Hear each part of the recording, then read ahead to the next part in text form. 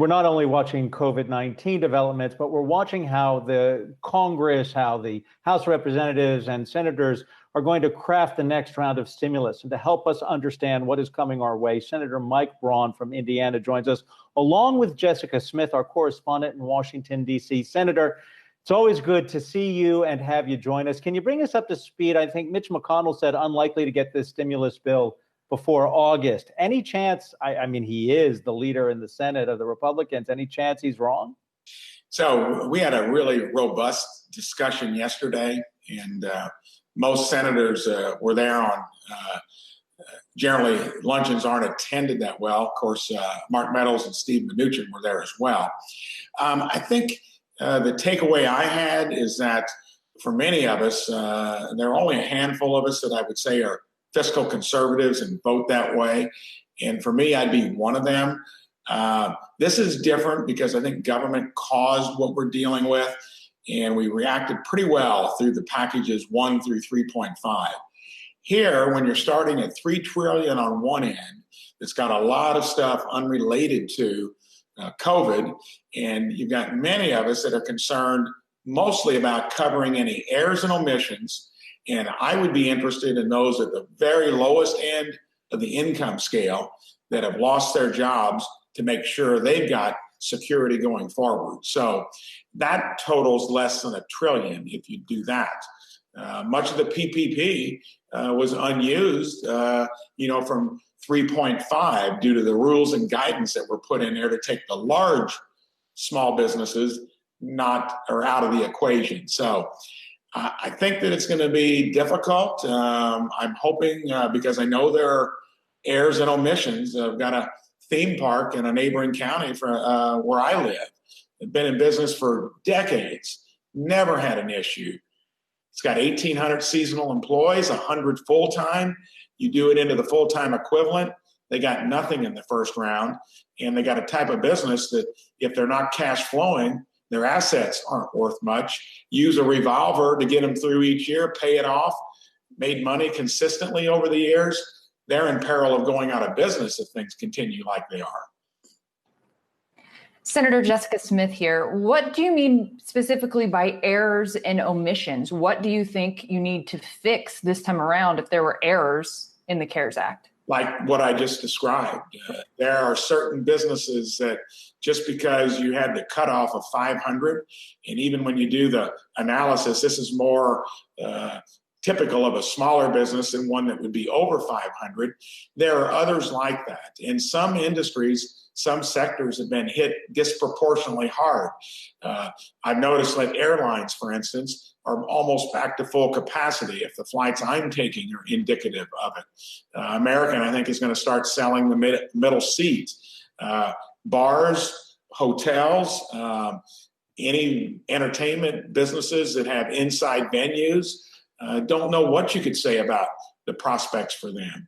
Are we going to, we caused it all. It was the hottest economy that I've ever witnessed in the 37 years of running my own business. And now it's a national company that gives a good reading. It ideally has bounced back mostly. We were in good shape going into it. We had our line of credit completely free, had a good cash balance. Many can't say that. And for those, especially fledgling businesses that were just getting started, it's taken many of them out, and we don't know if they'll even come back. That's what I mean by errors and omissions.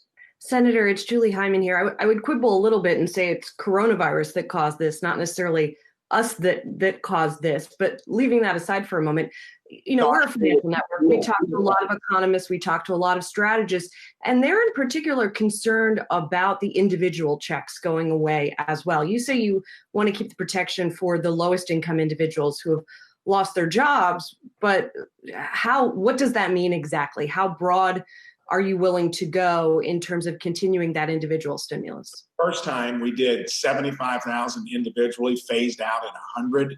To me, I thought that was a little lofty to begin with. Double that for a couple. Here, I think the amount I've heard is 40,000. I'm going to be interested in something like that. The enhanced unemployment benefit that had the perverse effect of raising that along with your normal unemployment benefit above prevailing wages in certain states. that can't happen. The biggest complaint I get from many small businesses is now that they're back open, they can't get employees back to work. So that would have been an error, in my opinion. So I think that those at the lowest income level and they've lost their jobs definitely need help. The smallest of the businesses that got derailed need help. At some point, I did 2 floor speeches, we will have to take some mitigated risk, pay attention to the tricky dynamics of this disease, but try to hustle back to the economy we had in place before. And I do believe you can do it safely. I've been impressed by businesses having an extreme concern for their customers and their employees to do this in a way that isn't going to be normal, but it's going to be closer to normal. Senator, it seems like there's still a pretty big divide between the Republican Party and the White House on several issues, one of them being President Trump's push for the payroll tax cut. Is that something that you could support? And do you think that the administration is going to be able to convince Republicans on the Hill to get behind this idea?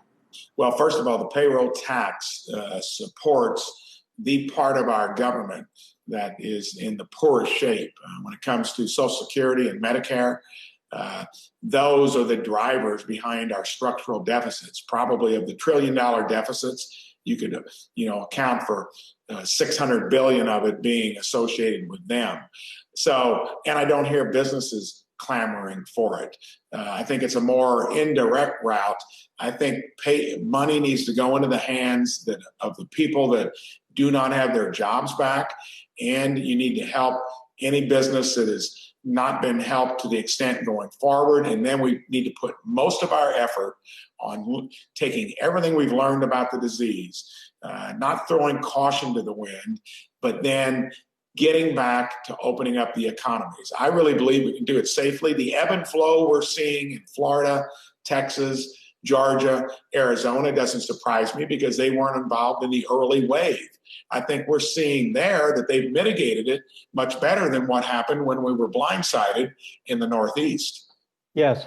Senator, real quick, you're no lightweight. I mean, summa cum laude with a degree in economics and a master's degree from Harvard Business School. You're a leader in the Senate. Stimulus is key, but there's one thing we got to ask you about. What are senators saying about this concern about the government using, some people call it secret police, unidentified officers? We all want law and order, but using these against protesters in places like Portland, Oregon, and the president threatening to send them to other cities. So I got caught in that crossfire back when the discussion of police reform, and then it pivoted so quickly to law and order. And I think what we've seen in some of the cities where these problems have been endemic for decades, probably need to get the message that that's not looking good for them. I don't like the idea of federal mandates or an intrusive federal hand. So when it comes to solving these issues, I would pray and beg that the cities where all these problems have been there for so long, get proactive and do it. I'm going to have concern for sending federal assets or troops in to solve anything on a local level. Senator Mike Braun from Indiana. I hope you appreciate the Studebaker poster right here. We'll be right back, and thank you, sir. Good to be on.